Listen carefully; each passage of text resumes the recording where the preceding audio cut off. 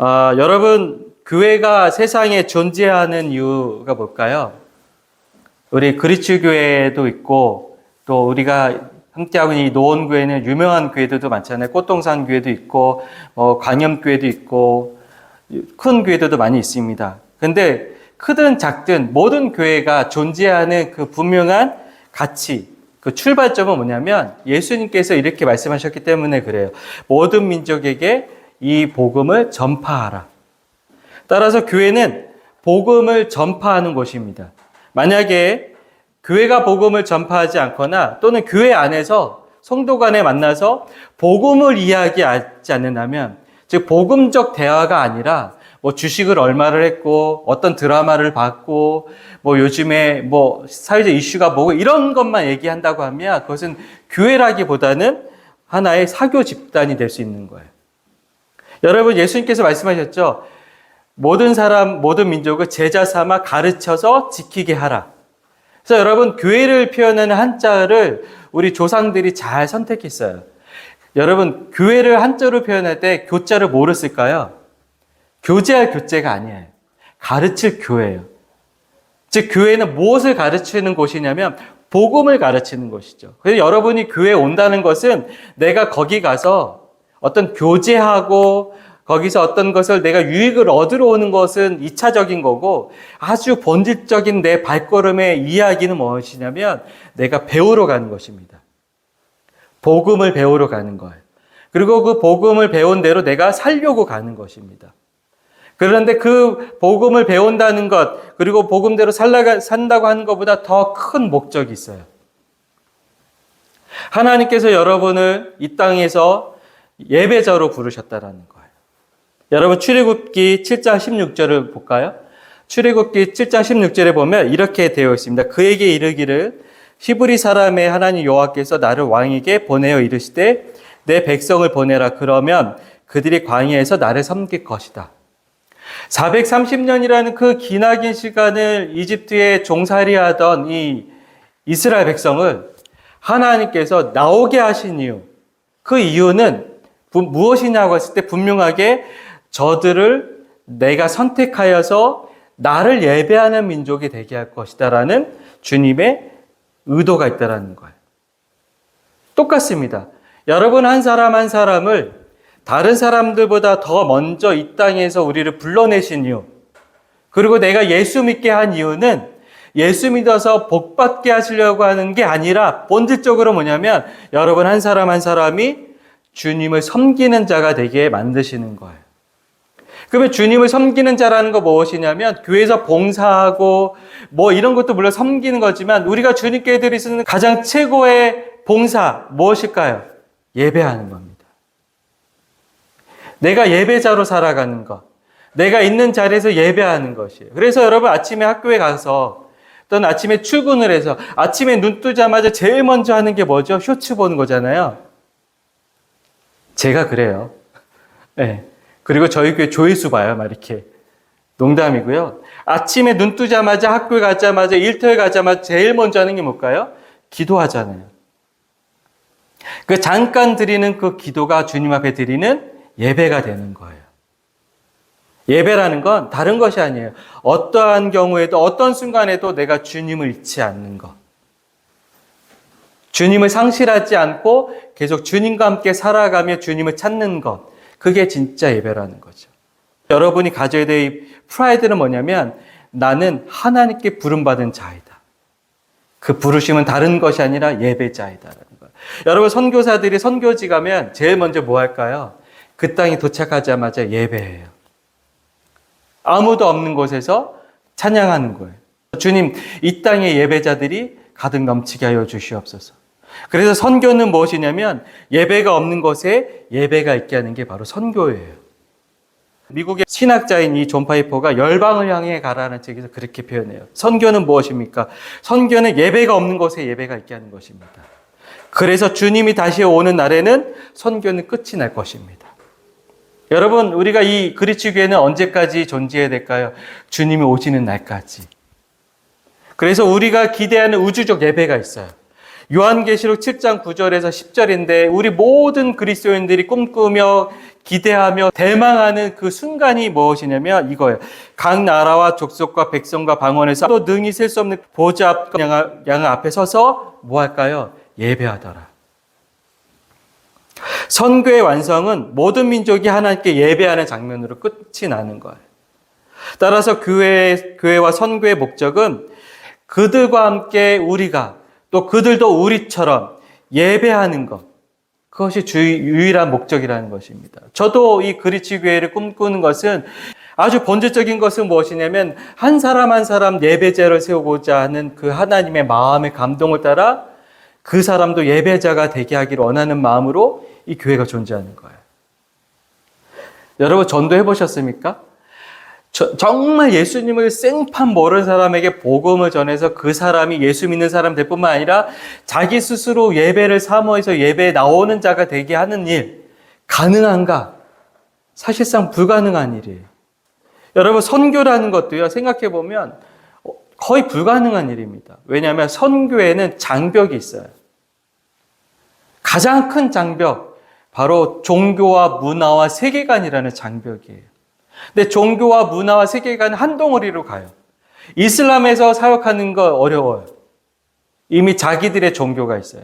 불교권에서 사역하는 거 너무 더 어려워요. 힌두교에서 사역하는 거 더 어렵죠. 인도에서 사역하는 선교사님하고 대화해보면 제일 어려운 게 뭐냐면 우리 예수 믿는다고 얘기한다고 해요. 힌두교인들이. 우리도 예수 믿고 예수도 우리 인정한다고 합니다. 다만 화신, 9번째 화신, 그 시바신의 9번째 화신으로 우리 인정한다 이렇게 얘기하는 거야. 힌두교는 모든 종교에 뭐 다 받아들여요. 그래서 그게 몇 번째 화신 이렇게 아바타라고 얘기하는 거예요. 그런 이들에게 예수님을 전한다는 건 너무 어렵다라는 거죠. 특히 여러분 불교권이나 힌두교권에서 업보라는 게 있잖아요. 그러니까 현세에 내가 이렇게 가난하고 힘들게 살고 뭔가 잘 안 되는 것은 내 전생에 죄가 많아서라고 하잖아요. 그런 관점에 보서 예수님이 어떤 분일까요? 전생에 아주 극악무도한 자였다라는 거예요. 그러니까 이 땅에서 그렇게 고난받고 십자가에서 죽었지 이렇게 설명한다는 거죠. 언어와 문화와 세계관의 장벽은 뛰어넘을 수 없어요. 너무 어렵죠. 또 하나의 장벽이 있어요. 언어의 장벽입니다. 특히 뭐가 어려운 거냐면 그 사람들만 알 수 있는 뉘앙스라는 게 있잖아요. 만약에 제가 여러분들하고 이렇게 그래요 하면 여러분 또 그 맥락 안에서 이해하잖아요. 그런 뉘앙스라든가 그런 맥락까지도 다 파악하면서 현지인의 가슴을 울리는 설교를 할 수 있다? 그거는 너무 불가능한 거죠. 그러면 이것은 아예 애당초 하지 말아야 되는가라는 것이죠. 근데 선교가 가능하고 전도가 가능하고 교회가 가능한 분명한 이유가 있어요. 그 이유는 우리에게 있지 않다라는 것입니다. 한 번은 제가 필리핀에 단기 선교를 갔는데 아주 산속 깊이 부족에 가서 복음을 전하는 거였습니다. 그래서 선교사님이 영어로 설교하면 그 영어를 들은 필리핀 사람이 따갈로그어로 다시 번역을 해요. 이 필리핀 언어가 따갈로그어인데 그 따갈로그어를 다시 들은 그 현지 부족 사람이 현지어로 다시 통역을 해요. 그러니까 이중 통역이에요. 영어로 얘기하고 그걸 다시 또 따갈로그어로 하고 그걸 다시 또 현지어로 이렇게 3번 이중 통역을 막 하면서 설교를 했었어요. 근데 그 모든 정과정을 제가 지켜보면서 옆에 계셨던 선교사님한테 제가 했던 말이 뭐냐면 선교사님 이 사람들이 지금 우리가 무슨 말을 하고 뭘 표현하는 건지 알아들을 수 있을까요? 이렇게 물어봤어요. 저의 그 회의적인 질문에 대해서 옆에 있던 선교사님이 해줬던 말이 뭐냐면 성령님이 역사해 주시면 가능합니다. 이런 얘기를 해요. 그러면서 보충어로 했던 게 뭐냐면 지금 따갈로그어로 현지어로 통역하는 저 친구도 원래 여기 현지 부족입니다. 이 친구도 어릴 때 여기 와서 쌀 받아가던 친구인데 어느 순간 커서 자기가 은혜를 받고 목회자가 되어서 이 부족을 위한 목사로 살아가고 있습니다. 그거 가능한 것은 성령님이 역사하셨기 때문입니다. 라는 거예요. 그때 제 마음속에 떠올른 말씀이 고린도전서 12장 2절과 3절이에요. 너희도 알거니와 너희가 이방인으로 있을 때 말 못하는 우상에게로 끄는 그대로 끌려갔느니라. 3절 그러므로 내가 너에게 알리노니 하나님의 영으로 말하는 자는 누구든지 예수를 저주할 자라 하지 아니하고 또 성령으로 아니하고는 누구든지 예수를 주시라 할 수 없느니라. 여러분, 사도 바울이 이렇게 얘기하는 거예요. 너희도 전에는 온갖 이방 신들에게, 온갖 세계관에게, 온갖 문화에게 하나님 없는 문화, 하나님 없는 세계관, 하나님 없는 신앙에 끌려다녔던 너희였는데 지금은 너희가 예수를 주로 고백하는 자들이 되지 않았느냐? 그게 어떻게 가능했는지 아느냐? 성령이 너에게 임해서 가능했다라고 설명해 주는 거예요. 그래서 이 영어 성경이나 또는 다른 성경 번역을 보면 이렇게 돼 있어요. 성령으로 감동하지 않고서는, 성령의 인도를 받지 않고서는 except by the Holy Spirit, 성령에 의해서만 가능하다라고 이야기하는 거죠. 여러분, 선교사가 현재를 능통하게 하지 못해도 또는 설교자가 완벽한 논리로 무신론자의 허구성을 조목조목 반박하지 못한다고 해도 이제까지 예배했던 신들을 다 버리지 않으려고 하는 그런 고집스러운 사람일지라도 변화되고 바뀌어가서 주님을 예배하러 오는 자가 될 수 있는 이유는 설교자나 선교자의 능력이 아니에요. 바로 성령에 의해서만 가능하다라는 것입니다. 그래서 선교학에서는 성령님을 이렇게도 표현해요. 숨은 설득자, hidden persuader. 그러니까 성령님은 우리의 눈에 보이지 않아요. 그분이 어떻게 활동하는지 우리는 알 수 없어요. 그러나 지금 이 순간에도 또는 선교사가 복음을 전하는 그 순간에도 성령님이 어떻게 역사하실지 모른다라는 거예요. 설교자가 설교를 준비하면서 기대하는 것은 내가 설교한 거를 잘 해내야지라고 하는 그 기대보다 더 큰 기대가 있어요. 성령님이 어떻게 역사하실지 모른다. 설교자가 배짱 있게 설교할 수 있는 이유는 성령님의 역사가 있을 거라고는 그 믿음 때문에 하는 거예요. 여러분, 가장 세상에서 난공불락의 성이 있어요. 절대 무너지지 않고 뚫고 들어갈 수 없는 성이 하나 있어요. 그 성은 무슨 성일까요? 내 마음의 성. 여러분, 내 마음의 성은 정말 난공불락이에요. 웬만하면 뚫리지 않아요. 그런데 그 성문이 활짝 열리고 그 성이 무너지고 그 성 안에 새로운 하나님 나라가 시작될 수 있게 하는 그 계기와 그 문을 여시는 분이 누구냐? 바로 성령님이라는 거예요. 물론 예수님은 결코 억지로 여러분의 문을 열고 들어가시는 분이 아니에요. 누구든지 내 음성을 듣고 그 문을 여는 자마다 내가 그 안에 들어가고 그가 내 안에 있을 것이다라는 거예요. 사람은 한두 번 겉면해보고 이 사람이 말을 안 들으면 포기하죠. 아, 이 사람은 결국 자기 고집대로 살다 죽겠구나 이렇게 할 것이라는 거죠. 근데 우리 성령 하나님은 어떤 분이실까요? 제 고집대로 죽지 않게 하시려고 계속해서 녹화하시는 분. 계속해서 여러분을 설득해 하시는 분이에요. 그걸 여러분이 어느 순간에 깨닫는 거예요. 아, 지나온 모든 삶을 되돌아보니까 하나님이 날 지켜주셨구나.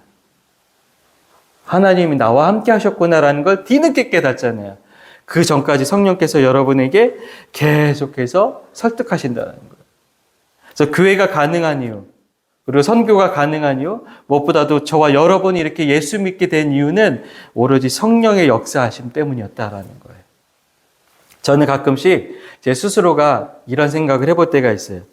나는 왜 돈 잘 벌어서 어려운 사람들 도와주고 교회에 무슨 일이 생기면 재정적으로 책임지는 사람이 되려고 하기보다는 굳이 목사가 되었을까?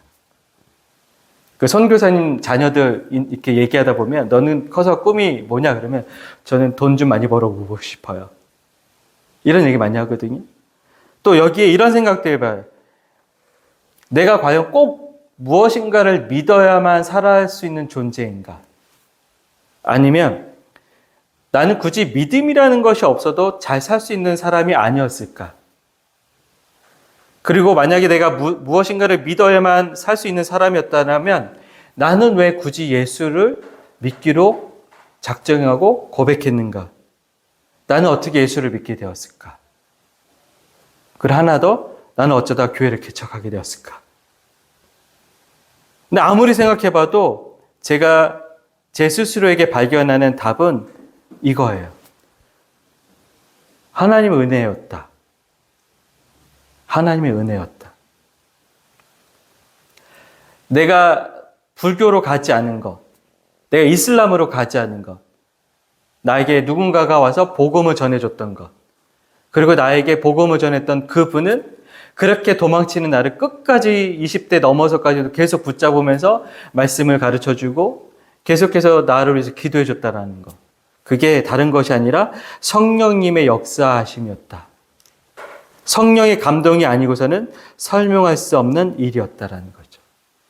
여러분들은 어떠신지 모르겠어요. 여러분들은 어떤 계기로 이 예수를 믿게 되었고 이 신앙을 내가 절대 포기할 수 없고 예수님만이 나의 유일한 구원자이심대로 고백할 수 있었던 그 이유가 계기가 무엇인지는 모르겠어요. 그러나 중요한 것은 지금 이 자리에 여러분이 앉아있다는 것은 여러분의 의지일 수도 있지만 그러나 여러분의 의지를 넘어서는 성령님의 역사하심이 먼저였다라는 거예요. 그 성령님의 역사하심이 있었기 때문에 저와 여러분이 여기서 예배하는 것이죠. 따라서 저는 과연 우리가 선교가 가능할까? 교회가 가능할까?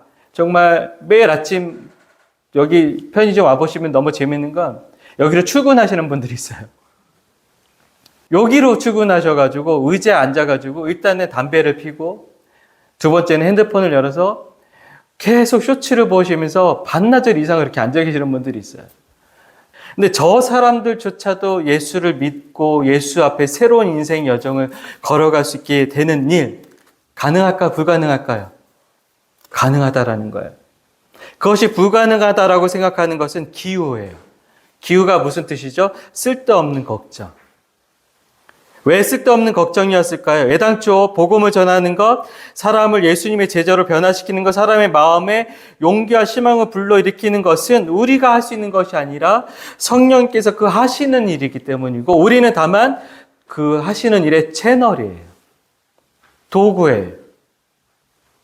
우리 입술을 통해서 우리가 그들에게 나아감으로 인해서 우리가 그들이 한 번 더 복음을 전함으로써 가능하다라는 것입니다. 여러분 우리가 함께 읽고 이 누가복음 4장을 보십시오. 4장 1절에 첫 구절이 뭐라고 나오죠? 예수께서 성령에 충만하여 어디로 갔을까요? 광야로 이끌어 가셨다. 예수님이 스스로 의도적으로 마음을 먹고 그래 내가 이제는 공생애 하기 전에 한 번쯤은 내 능력을 테스트해 봐야겠다 해서 광야로 가셨다는 것이 아니라 성령님의 충만함을 받아서 이끌려 가셨다라는 거예요. 그리고 여러분 오늘 우리가 읽은 본문이 뭐죠? 4장 14절 성령의 능력을 입고 이제 어디로 가셨을까요? 갈릴리로 가셨다라는 거예요. 여러분 이 누가복음 4장 14절에서 9장 25절까지의 내용이 뭐냐면 예수님의 갈릴리에서 사역이에요. 근데 누가복음 전체를 읽어보시면 우리가 발견하게 되는 사실은 예수님은 늘 어디를 가실 때에 성령의 인도하심을 받아 갔다라 이렇게 얘기를 해요. 성령에 이끌려서 광야로 가셨고 성령의 능력을 입고 갈릴리로 오시고 또한 성령님에 이끌려서 예루살렘으로 가시고 성령님과 함께 십자가로 가시고 이것이 우리에게 중요한 영적인 사실은 뭐냐면 14절에 성령에 충만하여라고 하는 충만하여라는 게 영어 성경으로는 in power예요. 성령의 능력에 충만하여. 성령 안에서 즉 성령 능력이 안에서 능력에 둘러싸여서 예수님은 사셨다라는 얘기예요. 예수님조차도 성령님에게서 힘을 받아서 사역했다면 우리는 어떻게 해야 될까? 우리 역시 하나님의 일을 하려고 한다면 결코 자신의 능력이나 재주로 할 것이 아니라 전적으로 성령님의 도움을 구하면서 하는 거예요. 여러분 예수님의 12 제자들이 어떤 사람이었을까요?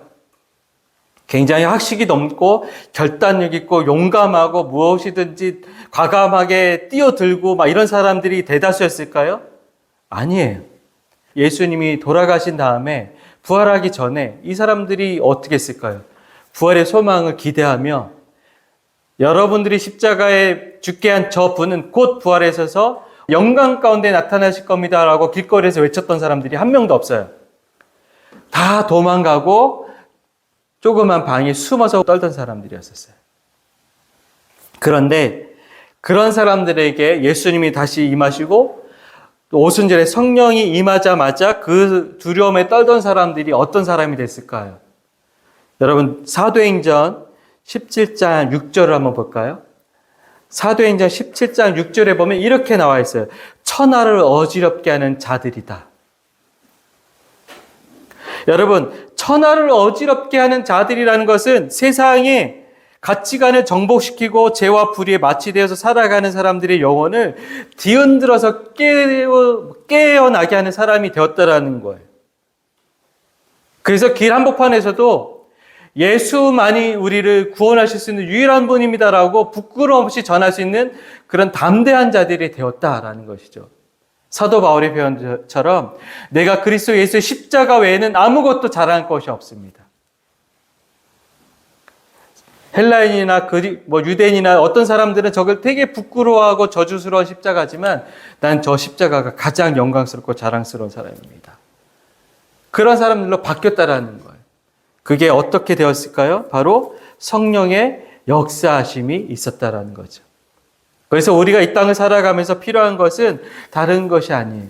나의 능력과 나의 한계 안에서 좌절하는 것이 아니라 나의 능력과 나의 한계를 뛰어넘어서 역사하시는 성령님의 능력이 필요한 거예요.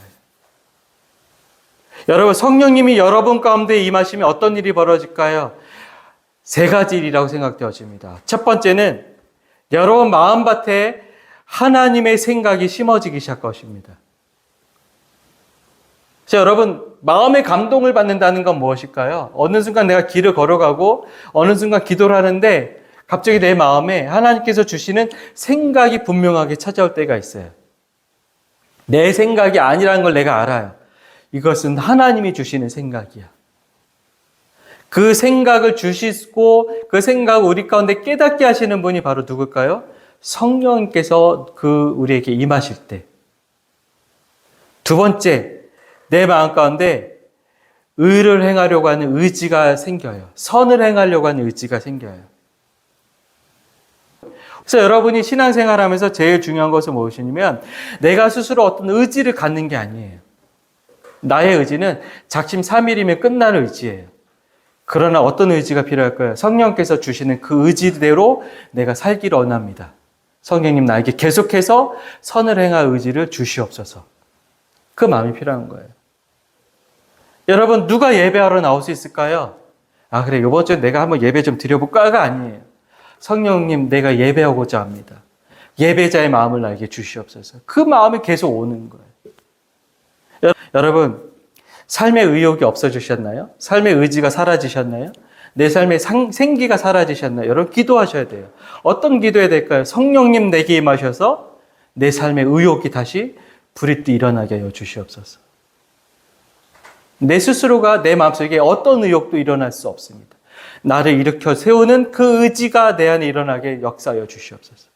그 기도가 필요한 거예요. 세 번째는 뭐냐면 여러분, 성령님이 여러분에게 임하시면 지혜가 임하게 되어져요. 여러분, 그런 순간 있지 않아요? 내가 누군가와 얘기하는데 얘기 끝나고 나서 돌아가면서 내가 생각해도 너무 말을 잘했는데 내가 어떻게 그런 표현을 할 수 있었지? 내가 어떻게 그렇게 또 그 상황을 볼 수 있었지? 이런 생각 들 때가 있잖아요. 그래서 여러분, 우리 삶 가운데 성령이 임하시면 주시는 은혜가 뭐냐면 매 순간순간 지혜가 생기게 되는 거예요. 어제 제가 화요일날 설교하면서 이렇게 표현한 적이 있었어요. 권사님들이셨는데 만약에 자녀들이 좀 성장해서 엄마는 어떻게 한평생 아빠랑 이혼하지도 않고 이렇게 잘 살아가고 올 수 있었어요? 물어보면 이렇게 대답하시라고. 성령의 능력이 아니면 감당할 수 없었다.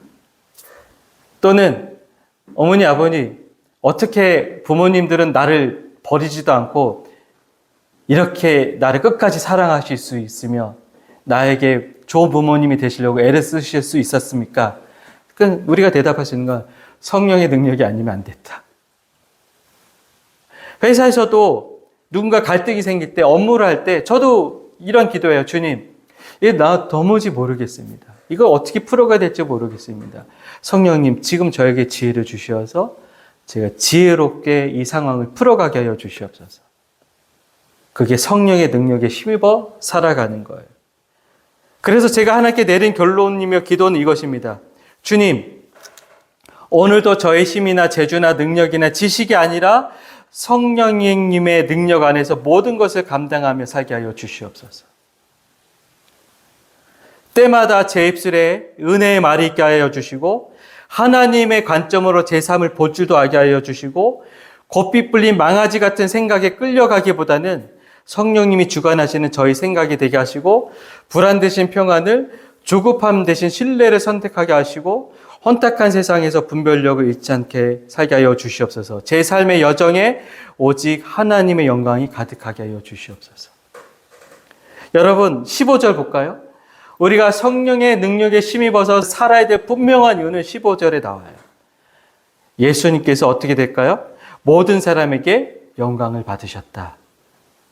이 표현은 단순히 예수님의 인기가 높아졌다라는 것이 아니라 예수님의 삶을 통하여서 동시에 하나님께 영광이 돌려졌다라는 거예요. 여러분, 하루하루를 허투루 살지 마십시오. 하루하루를 되게 신중하고 되게 의미 있고 때로는 되게 가치가 있게 살고자 애를 쓰셔야 돼요. 왜냐하면 여러분의 삶의 모습이 곧 하나님과 연결된 삶이기 때문에 그래요. 복음은 말로 전해지지만 그러나 감동은 말로 전해지는 게 아니라 여러분의 삶의 모습으로 감동은 전해지는 거예요. 우리가 어떻게 사느냐에 따라서 하나님께 영광이 되기도 하고 되지 않을 수도 있다는 이 사실은 너무나도 중요하고 엄중한 사실이라는 것입니다. 그러니 우리는 하나님께 영광이 되는 삶이 되어야 한다는 것입니다. 누군가가 우리 인생을 볼 때, 나도 저처럼 살아봐야겠구나. 저 형제처럼, 저 자매처럼 한번 살아봐야겠구나. 라고 하는 것이야말로 모든 사람에게 영광을 받으셨다라고 하는 그 적용이 아닐까라는 것이죠. 그러기 위해서 우리가 지금부터라도 다시 고백하고 결단하며 기도할 것이 있어요. 성령 하나님, 내게 임재하여 주시옵소서. 나의 생각이 되어주시고 나의 말이 되어주시고 나의 마음의 주인이 되어주시고 나의 행동이 되어주시옵소서. 우리의 인생은 무동력 같은 인생입니다. 우리 스스로가 동력을 만들 수가 없어요. 바람이 불어야만 앞으로 나아갈 수 있는 그런 배, 그게 바로 무동력 선입니다. 우리 인생이 앞으로 나아갈 수 있는 이유는 다른 것이 아니라 성령의 힘입어 계속해서 나아갈 때예요. 저는 소망하기는 여러분께서 성령의 힘입어서 더 넓은 은혜의 바다로 거침없이 향해서 나가는 그런 삶의 여정이 되시기를 소망합니다. 기도하겠습니다. 하나님, 예수님조차도 성령에 힘입어서 성령에 충만하여서 이 땅에서의 삶을 살아가셨다라고 오늘 사도 누가는 우리에게 이야기하고 있습니다. 하물며 우리는 성령님의 능력이 얼마나 더 필요하고 얼마나 더 중요한지 모르겠습니다. 간구하오니 성령 하나님, 나의 생각이 되어주시고 나의 입술이 되어주시고 나의 마음 가운데 날마다 삶의 용기와 의욕과 주를 향한 감격이 샘솟게 하여 주시옵소서. 그래서 우리 그리스도교회 한 사람 한 사람이 성령에 충만하여 살아가는 자들이 되도록 주님 이 시간 임자여 주시옵소서. 한 주간 살아갑니다. 하나님, 한 주간 살아갈 동안에 우리 입술에 계속되는 찬양과 감사의 고백이 있도록 도와주시옵소서. 예수님의 이름으로 기도합니다. 아멘.